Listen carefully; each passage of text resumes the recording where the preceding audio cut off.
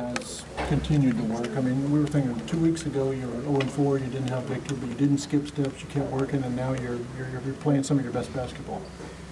Yeah, it's a long season, and this thing's a process. We haven't done anything yet. We've played 12 games, and I still have a guy named Kyle O'Quinn that I haven't seen in a while, so we're still learning each other. I'll reintroduce myself to him here shortly, hopefully. The way you shared the ball the other night, I mean, that's part of your message. That's the way you want your offense to play, right? For the ball to not stick in one place? Well, I think overall, guys were able to see a good kind of recipe, formula for us to have success on that end of the floor, and that's everyone participating for sure. How is Kyle doing, Jacque? What kind of reports are you getting back on him? Oh, I think he's riding the bike right now and working up a sweat, so I haven't thrown him any bounce passes here lately or seen him take any jump shots on the floor.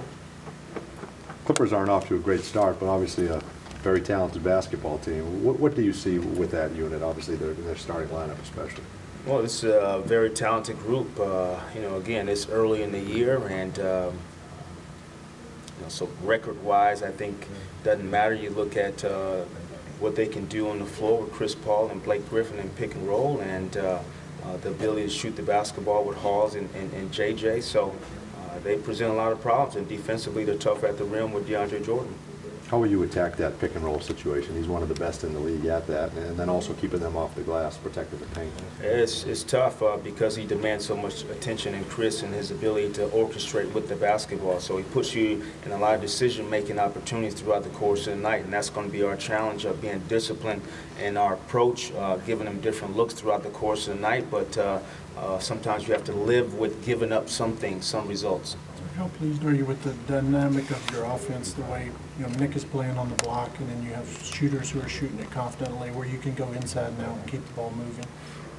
Well, I think any good offense, that's the that's what you want, the ability to not live in a certain area, so to be able to throw the ball in the post and get good results, to be able to pass the basketball on the perimeter, to be able to attack off the perimeter. So all those things are components of good offenses, and we're a long ways away from there, though. Evan had 8 assists the other night, and you've talked about your confidence putting the ball in his hands, and you know he's going to make the right play for you, right?